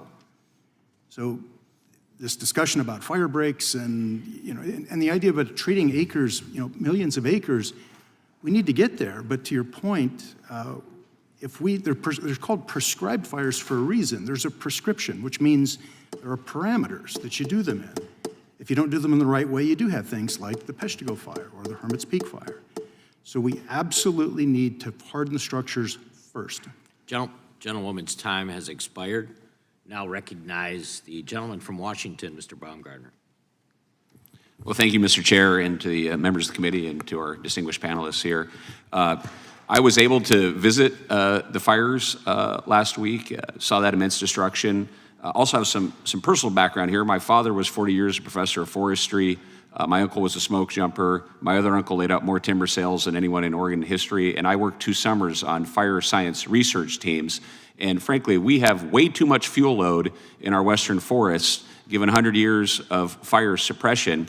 I'd like to get to the solutions, so I'm going to show a short video from some folks in Northeast Washington that can go in and do the kind of forest management that we need to reduce these fuel loads. This is from Vaughan Timber. What they do is they can take very small diameter trees and still get some value out of them and clean up the forest. So this is what the solution would look like if we could play the video.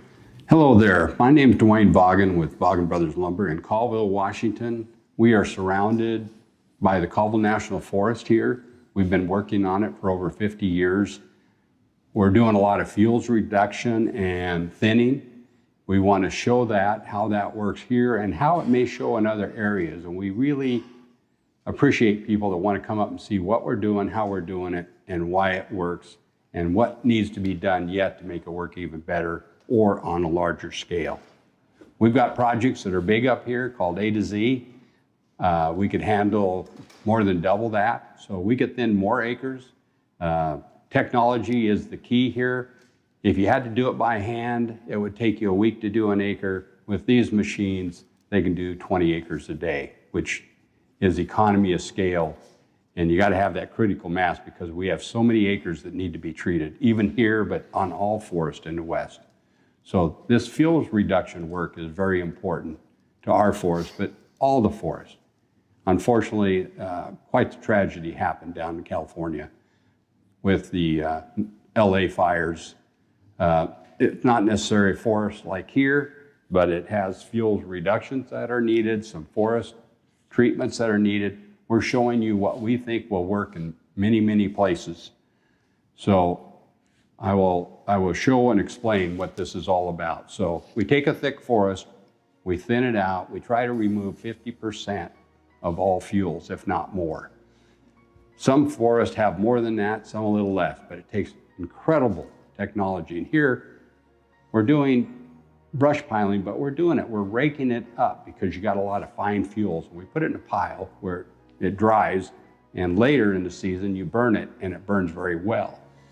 But this machine, we used to do it by hand, and it took forever. So now we have a brush rake on the front of that machine, and the guys are really good at it. Sometimes it's so steep, we have to tie a cable on the machine to hold it as it goes down the hill and rakes all this. So he rakes coming and going, and they do a very good job. The piles are mostly woody debris, and they burn fast, they burn hot. But you can see it protects that fuel break from the rest of the forest, and we're going around various places of the forest to build all these fuel breaks.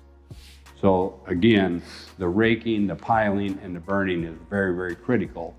And fortunately, we have some value in this small material that it pays for the raking, the piling, and the burning, and also the road maintenance. So we think we're onto something that is going to lead us in the future to treat the acres that are available, need treated to protect our communities, make them healthy, make the forest healthy, gives us clean water, habitat, and clean air. Thank you. So this is the solution that we need to implement in many of our forests in the western U.S. My question, perhaps Mr. Ring here, would be, what would it take for California to be able to implement these kind of common sense forest policies to rebalance our forests for a healthy forest? Well, we'd have to bring back the timber industry. We'd have to have a way to bring back, for example, 130 mills were in California. You need to be about within 60 miles of a forest to have an economical mill, and we're down to 30 mills. So that's an example of something where there needs to be some revolving loan funds, for example, to help the timber industry get back up to speed. We need to allow logging in national forests, which is very hard. 57% of California's forests, marketable timber, is in national forests. We also have to recognize that private companies thin the forests far more efficiently. I talked with firefighters as well, Congressman Liu, and the firefighters that I talked with said that CAL FIRE typically has so many people on a job and does forest clearing with so many rules and command and control and so forth that they are about, well, he gave me an example. One of the firefighters, there was 28 people doing half the work that a three-man crew on an adjacent property was able to do from a private company. Thank you, Mr. Ring. I'm going to ask unanimous consent to enter into the record a statement from NAMIC without objection. We now go to the gentleman from Georgia, Mr. Johnson, for 5 minutes. Thank you, Mr. Chairman, and it's good to be with you all today. Thank you for your testimony. On January 24th, President Trump announced that he wanted to dismantle FEMA, saying that, quote, "I think we're going to recommend that FEMA go away." Now, what FEMA does is helps people before, during, and after disasters. And they've got a track record of effectiveness. Now, Mr. Hilton, yes or no, do you agree with President Trump that we should get rid of FEMA? I don't think that question is relevant to this hearing, frankly. Well, we're talking about the role of overregulation in leading to the wildfires. Hold on, sir. Not the response. Hold on, sir. So I'm the one that asked the questions. Now, so I'm responding by saying I don't think it's relevant to the hearing. If you don't want to answer the question, that's something different, and I understand why you would not. I just think we should focus our time probably on the afraid subject to of the answer hearing. the question, but let me ask you, Mr. Ring, do you agree that FEMA should be eliminated? Reform, not eliminate, no. And what about you, Mr. Greenhut? I don't have any opinion on FEMA. That's not why I'm here. Okay. And, well, I understand why you wouldn't want to opine on it either. You're probably afraid also. I'm not afraid. I just don't like to take opinions on things that I haven't studied. You're not afraid of crossing Donald Trump? I'm not here on a partisan basis. I know that you I'm not even a Republican. Well, you know, you still don't want to cross swords with Donald Trump. I understand a lot of our witnesses feel the same way that you do, and for good reason. But now, let me ask you this question, Mr. Freevault. You know, last week, in his esteemed wisdom, President Trump ordered the release of billions of gallons of water from 2 dams in the California Central Valley in a different basin than Los Angeles sits. And his reason was to enable Los Angeles to have more water to put out the fires. Now, neither of those dams would supply water to Los Angeles. Isn't that correct? That is my understanding. And there's no way to move water from one basin to the next.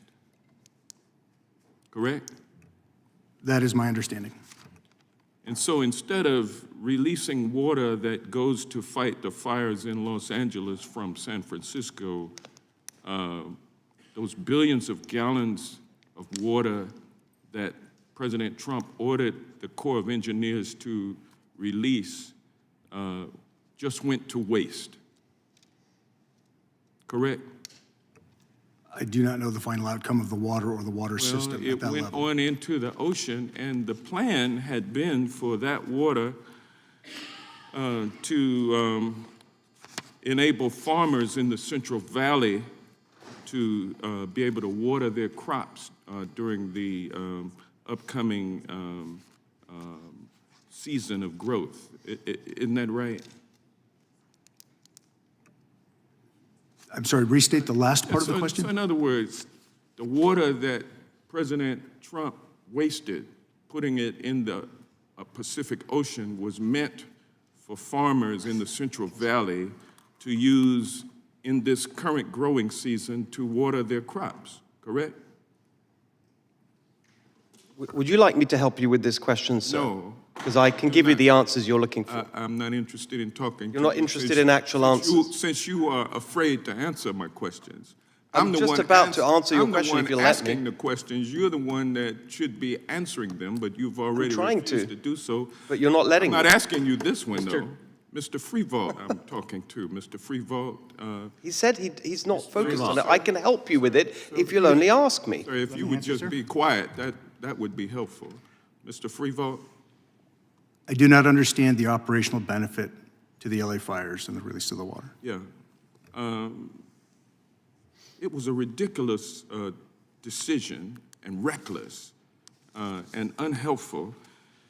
Mr. Freefault, you have 40 years of experience in the fire service. The other witnesses said that California's air quality regulations stopped the controlled burns that would have prevented the fires. But given Southern California's chaparral-dominated ecosystems, those kinds of controlled burns— Gentleman's time has expired. —would have actually put them at greater risk of uncontrolled fires. Isn't that correct?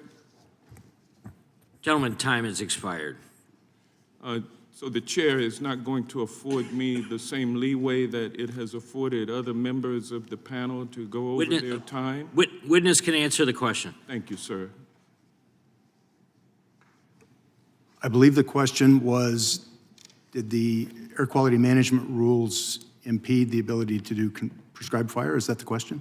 Yeah, would those controlled burns have actually put the community at greater risk of uncontrolled fires?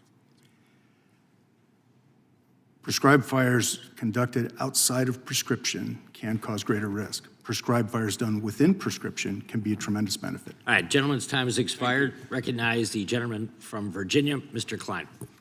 Thank you. I want to ask Mr. Greenhut, California's home insurance market is being held hostage by insurance commissioners and a judicial system that punishes insurers for attempting to price insurance based on risk.